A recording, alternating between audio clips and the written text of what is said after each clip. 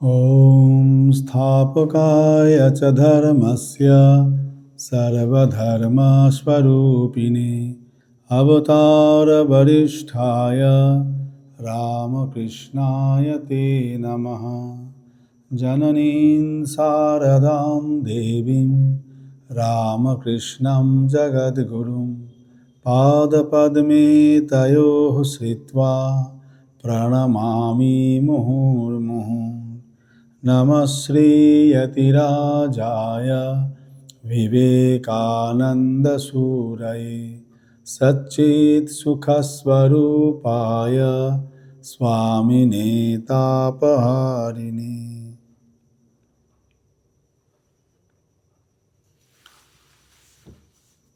আজকে আমরা আবার পুরনো সাধুদের কথায় ফিরে এসেছি। সকলকে জানাই আমার সশ্রদ্ধ নমস্কার। আজকে আমরা যে সাধুর কথা শুনব, মহারাজের নাম স্বামী যুষ্টানন্দজি। ওনার ডাক নাম ছিল সুব্রত মহারাজ।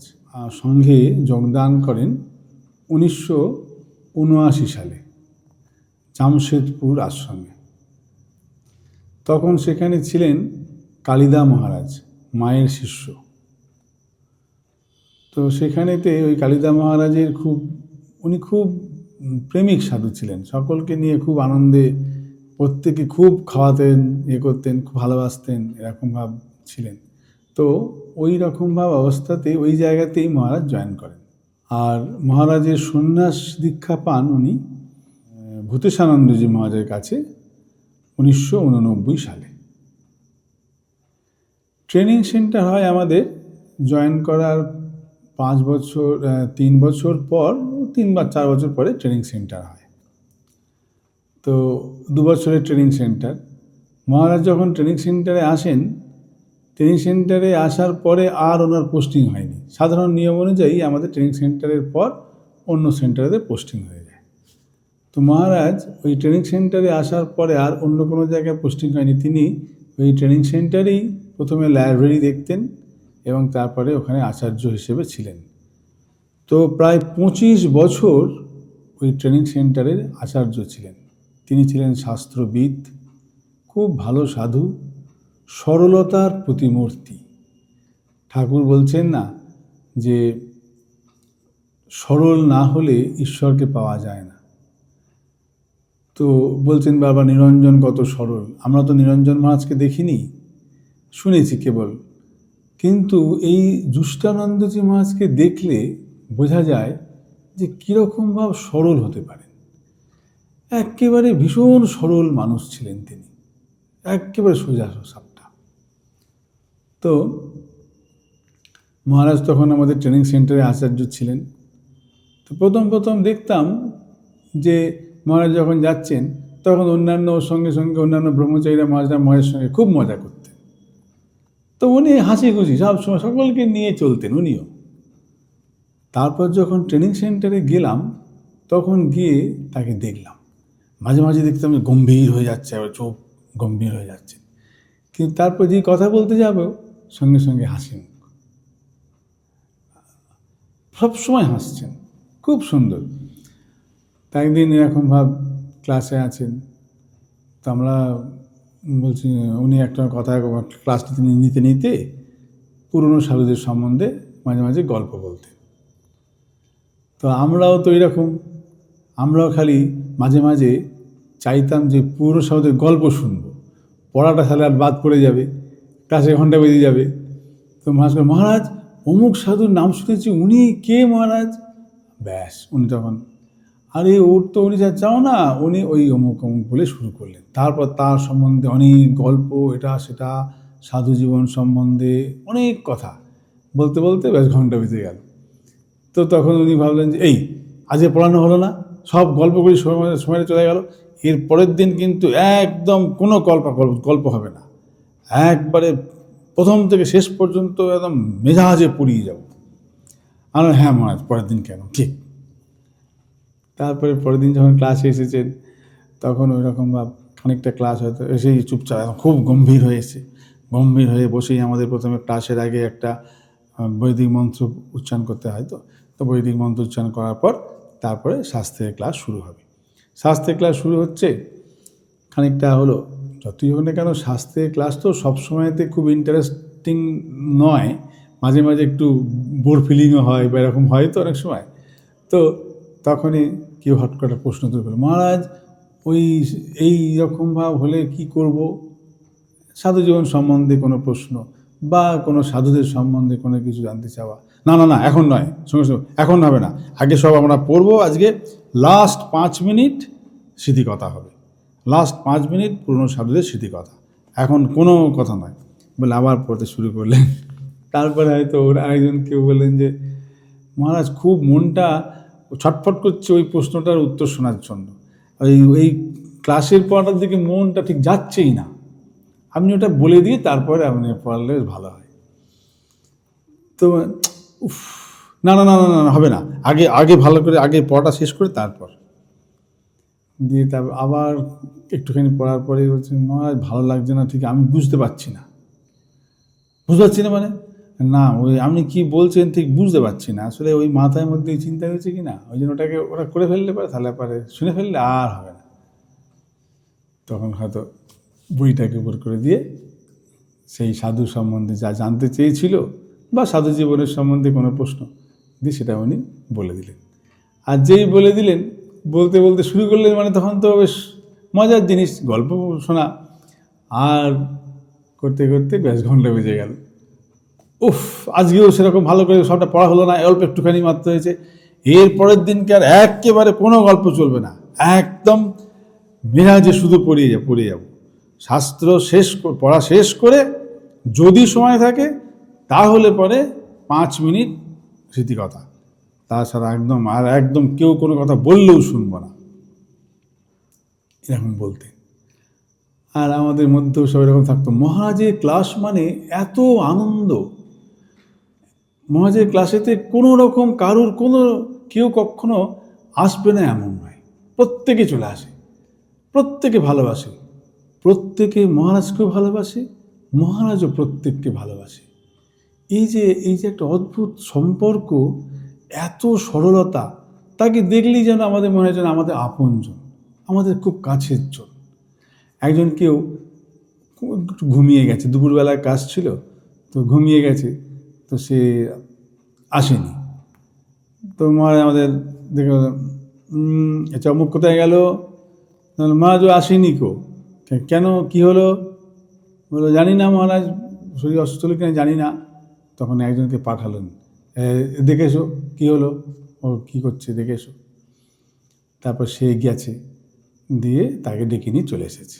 সে একটু ঘুমিয়ে গিয়েছিল হয়তো। তো তারপরে এসে আসলে কী খবর, ক্লাসে না আসুনি কেন, দেরি হচ্ছিল কেন, দেরি হলো কেন? তখন সে বলছে, সবটা মজার, সে বলছে যে মহারাজ আমার ওই মানে মাথাটা ধরবে বলে মনে হচ্ছিল, সেই জন্য আমি একটু রেস্ট করছিলাম। তখন বললো কি, মাথাটা ধরবে বলে মনে হচ্ছিল, ধরেনি? না মানে ধরেছে বলে তো মিথ্যা কথা বলা হয়ে যাবে, সেই জন্যে ধরবে বলে মনে হচ্ছিল। আর সবাই খুব হাসছে, মহারাজও খুব হাসছেন। এই যে এত ফ্রি, একদম এত সবাইকার সঙ্গে এমন মেলামেশা, যেন প্রত্যেকেই প্রত্যেকের কাছে যেন খুব আপনার জন। তার জীবনটা ছিল একদম এত সাধু জীবনযাপন। যখন কোনো রকম অসুস্থ একটুখানি হয়তো কোনো সময় ঠান্ডা লেগেছে, কিছু হয়েছে, কেউ হয়তো বললাম মহারাজ আপনার ঠান্ডা লেগেছে, মহারাজ ওষুধপত্র খেয়েছেন? আরে ও কিছু নয় রে, ও একটু ধ্যান করলেই, মেডিটেশন করলেই সব ঠিক হয়ে যাবে। এই যে ঈশ্বরের প্রতি সম্পূর্ণ নির্ভরশীলতা, আর কোনো কিছু হলেও ধ্যান করলেই ঠিক হয়ে যাবে। আর তিনি করতেনও তাই, তার একদম সুন্দর রুটিন। সকালবেলা থেকে উঠে তিনি হয়তো আমাদের একটা রুটিন ছিল, দুধ ঘরে ঘরে গিয়ে দিয়ে আসা হতো, ছেলেদেরকে বা আচার্যদেরকে দিয়ে আসা হতো। তো যখন দুধ দিতে যাওয়া হতো, তিনি চুপচাপ বসে ধ্যান করছেন। দিয়ে হয়তো নতুন কেউ গেলে হয়তো উনি বলে দিলেন তাকে ওইখানে রেখে দিয়ে যাও, ব্যাস। চুপচাপ বসে ধ্যান করছেন। আর ওনার ওই ট্রেনিং সেন্টার, মন্দির, ডাইনিং হল, এছাড়া আর ওনার জগতে কিছু নেই। প্রত্যেক দিন ঠিক সময়ের আগে আগে গিয়ে নিজের জায়গায় বসে পড়বেন। ঘন্টা পড়েছে, ঘন্টা পড়ার সঙ্গে সঙ্গে দেখবেন তিনি গিয়ে ঠিক তার নিজের জায়গায় বসে আছেন। কোনো দিন একটু দেরিতে দেখলাম না। তারপরে বসে খাওয়া দাওয়া হয়ে গেল, ঠিক খাওয়া দাওয়ার পরেই উঠে সোজা গিয়ে ট্রেনিং সেন্টারে ঘরে চলে গেলেন। যদি কেউ কথা বলছে, কোনো সাধু কথা বলতে, তার সঙ্গে কথা বললেন, বলতে বলতে গেলেন, বা ওই অন্য কোনো জায়গায় যাওয়া বা কারোর সঙ্গে অন্য কারোর ঘরে গিয়ে বসে বসে গল্প করা, কোনো দিন কিচ্ছু না। তারপরে ঠিক মন্দিরে সকালবেলা এবং সন্ধেবেলায় সমস্ত মন্দিরগুলোতে প্রণাম, ঠাকুর, মা, স্বামীজি, পুরনো মন্দির, স্বামীজির বাড়ি, স্বামীজির ঘর, রাজা মহারাজ, সকলকে প্রণাম করে টরে এসে আবার রাত্রে খেতে আসতেন, খেয়ে ঘরে চলে যেতেন। সেখানে তার পড়াশোনা আর জব ধ্যান। আমরা বলতাম মহারাজকে, মহারাজ আপনি সারাদিন কী করেন মহারাজ, আমাদের ক্লাস ছাড়া অন্য সময়টা? সে কি রে, কী করব, সাধুতে আর কি করবে, জব ধ্যান, পড়াশোনা, এই তো। কখন পড়াশোনা করছি, পড়াশোনা যখন তখন জব ধ্যান, আর তোমাদের সঙ্গে গল্প করছি, এরকম। এমন সুন্দর সুন্দর কথা বলতেন, খুব সত্য, আমাদের জীবনে সত্য, কিন্তু আমরা বুঝতে পারি না। অনেক সময় আমাদের অনেক রকম থাকে, তো উনি বলতেন, মনে করে দিতেন, দেখো এই সাধু জীবনের মধ্যে অনেক রকম সমস্যা, অনেক রকমের এরকমভাবে আমরা বাধা বিপত্তি আসে, সেগুলোকে ওভারকাম করতে হয়। কী করে ওভারকাম করতে হয় তিনি বলে দিতেন। বলতে অনেক সময় আমরা মনে করি কি, যে এই ঠাকুরকে ধরে ফেলেছি, ব্যাস আর আমার কোনো কিছু অসুবিধা নেই, এই ঠাকুরকে ধরে ফেলেছি আমি। তারপর পরে দেখা গেল কি, যে ঠাকুরকে ধরিনি, একটা লাঠিকে ধরে বসে আছি। তো ওটি এমন সুন্দর করে বলতেন যে হ্যাঁ, আমরা খুব আনন্দ করতাম। গানও গাইতেন খুব সুন্দর। এই যখন গান গাইতেন একবার বিভোর হয়ে যেতেন, গান গাইতে গাইতে বিভোর হয়ে যেতেন। আবার কীর্তনের সঙ্গে সঙ্গে মাঝে মাঝে কোনো সময় এরকম আমাদের একটা অনুষ্ঠান হয়তো, পুজো টুজো চলছে, কোনো হয়তো রাজা মহারাজের তিথি পুজো চলছে, সবাই বসে আছে, সাধুরা বসে আছেন, উনিও বসে আছেন। শিবময়ানন্দজি মহারাজও থাকতেন, তো মহারাজও খুব গান ভালোবাসতেন। শিবময়ানন্দজি মহারাজ বলে, এই সুব্রত তুমি গাও। তো সুব্রত মহারাজ তখন, মহারাজ আমি আবার কেন, তা বলে সঙ্গে সঙ্গে হারমোনিয়াম তো আমরা কেউ বাজাচ্ছি, ব্যাস মহারাজ গাইতে শুরু করলেন। কোন গানটা মহারাজ হবে? মহারাজ বললেন ঠিক আছে ওইটা হোক, বলে সেই গান একবারে মেতে যেতেন, একবারে গান। যখন হয়তো নাচছেন, কেউ নেই, শুধু সাধুরাই আছেন, তিনি নাচছেন তো মানে একবারে যেন মনে হচ্ছে কি ভাবে বিভোর হয়ে নাচছেন। তো একজন মজা করে বলেছে, মহারাজ আপনি যা নাচছিলেন না, খুব সুন্দর নাচছিলেন, কিন্তু আমরা পাচ্ছিলাম না এরকমভাবে নাচতে। তো মহারাজ বলেন, দেখো ঠাকুর যখন নাচতেন তখন তার মধ্যে একটা এত সুন্দর ভাব ছিল যে ওই দেখে অন্যরাও ভাবিত হয়ে যেত। তো নাচ মানে তো লাফালাফি নয়, লম্পঝম্প নয়, ভাবে যেন তন্ময় ভাবে নাচতেন, এইরকম ভাব। তো উনি খুব সুন্দর এরকম ভাব, আস্তে আস্তে আস্তে আস্তে পা ধুয়ে ধুয়ে খুব সুন্দর করে নাচতেন। তারপরে সত্য কথা কোনো সময়তেই তার ব্যতিক্রম হয়নি, সব সময় একটু কিছু হলেও সেখানে তিনি সত্য কথা বলতেন, এবং প্রত্যেককে আমাদেরকে বলতেন, দেখো ঠাকুর হলেন সত্য স্বরূপ, তুমি যে মুহূর্তে সত্য থেকে সরে গেলে, তার মানে ঠাকুরের কাছ থেকে সরে গেলে। সত্য থেকে সরে গেলে মানে ঠাকুরের কাছ থেকে সরে গেলে। এই সত্যকে ধরে থাকা, ঠাকুর তো বলেছেনই, আর মহারাজকেও আমরা দেখতাম এইরকম ভাব। আর ঠাকুর, মা, স্বামীজির প্রতি কি তার ভক্তি, কি বিশ্বাস। তো মহারাজ এরপর এই 24 বছর, প্রায় 25 বছর আচার্য ছিলেন। এরপর 4 বছর উনি প্রিন্সিপাল ছিলেন। খুব নরম মানুষ, প্রত্যেকের প্রতি ভালোবাসা। তো তখন ব্রহ্মচারীরা হয়তো বললেন যে মহারাজ মহারাজ আমাদের একটু ইচ্ছা করছে, আমরা এরকমভাবে একটু নিজেরাই এই রান্না টান্না করবো, করে আমরা সবাই মিলে খাবো।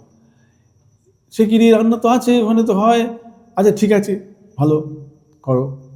মানে সবেতেই উনি রাজি, এবং তাদের সঙ্গে সঙ্গেই তিনি করতেন। গানের প্র্যাকটিস হতো যখন তিনি নিজেই নেমে এসে গান গাইতেন, এরকম করতেন। তবে যখন ট্যুর হতো তখন মহারাজ আমরা একটু ওইখানে দেখতে যাব, ওই আশ্রমটা, আচ্ছা ঠিক আছে চলো বলে তিনিও দিতেন। খুব মাইডিয়ার একবার যাকে বলে। তা নিজে নিরামিষ খেতেন।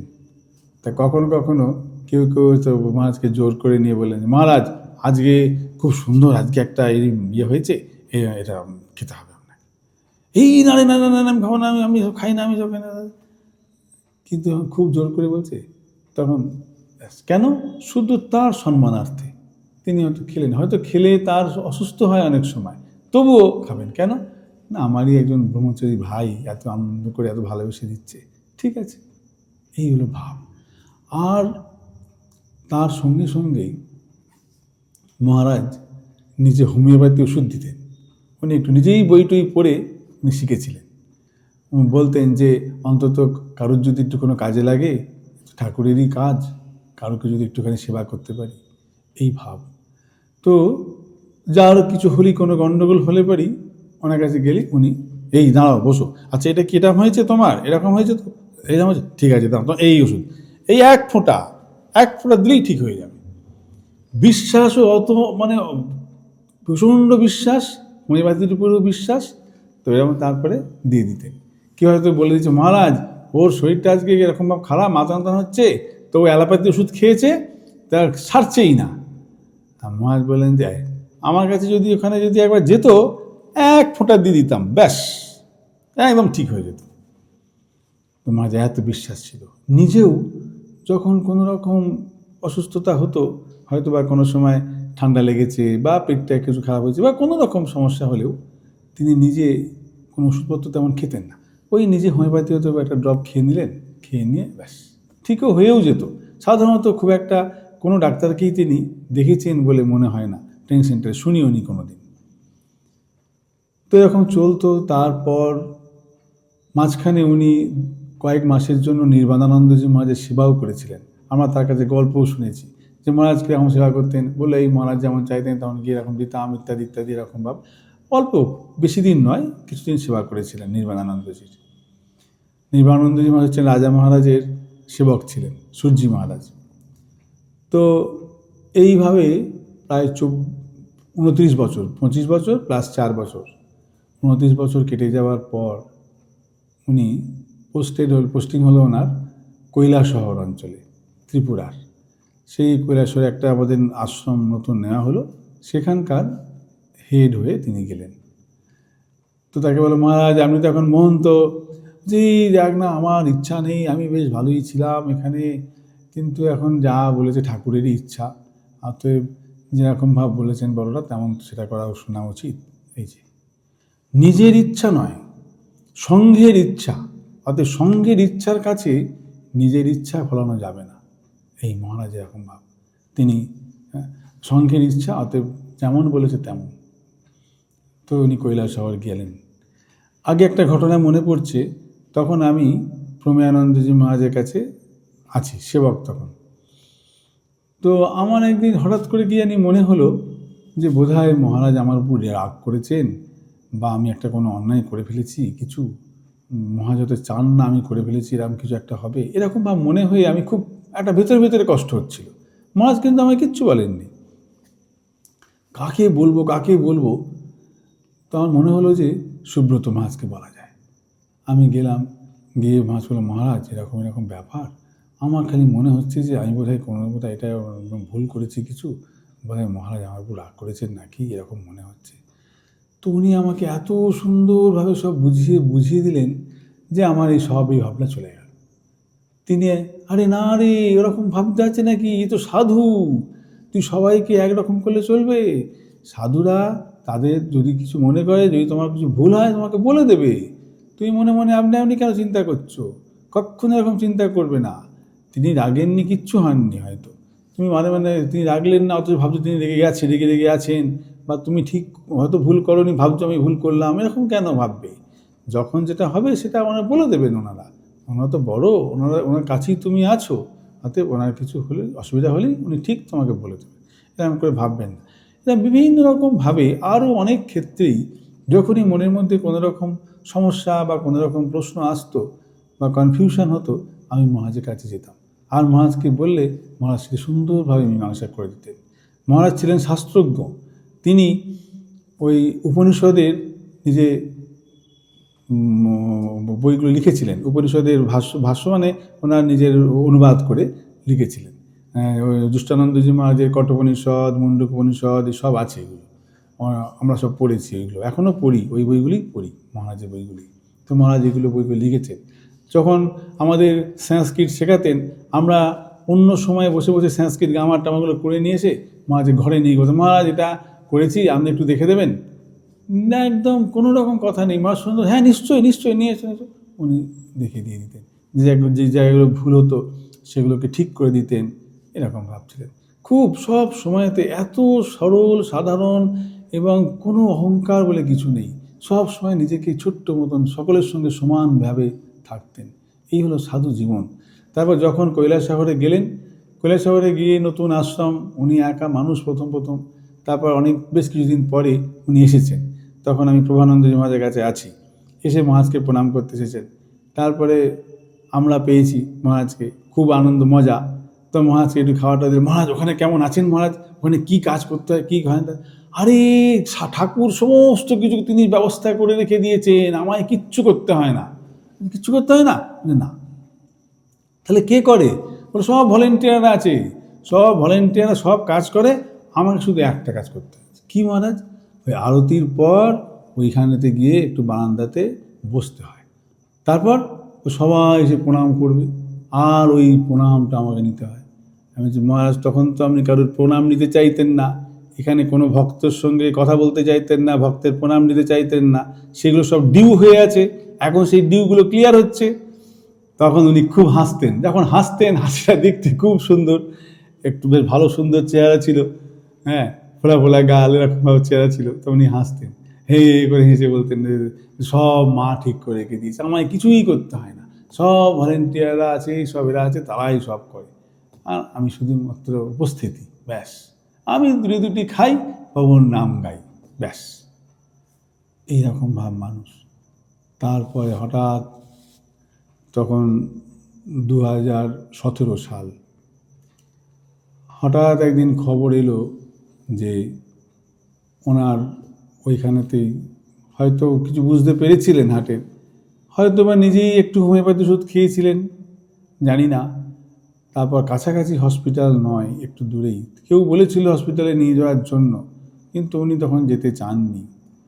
তো যাই হোক, যখন নিয়ে যাওয়া হলো, একটা বড় রকমের ম্যাসিভ হার্ট অ্যাটাক হয়ে যায়, এবং 19শে নভেম্বর দুপুর 2টোয় তিনি এই ইহলোক ছেড়ে শ্রী শ্রী ঠাকুরের কাছে চলে যান। আর রেখে দিয়ে গেলেন এমন সব স্মৃতি, আমরা এখনো পর্যন্ত সুব্রত মহারাজের কথাগুলি মনে মনে চিন্তা করি, আর ভাবি যে এই রকম ভাব সিম্পলিসিটি, এই রকম ভাব সাধুত্ব যেন আমাদের হয়, আমরা যেন পাই। ঠাকুরের কাছে এই প্রার্থনা করি। ওম শান্তি শান্তি শান্তি। হরি ওম তৎসৎ। শ্রীরামকৃষ্ণার্পণমস্তু।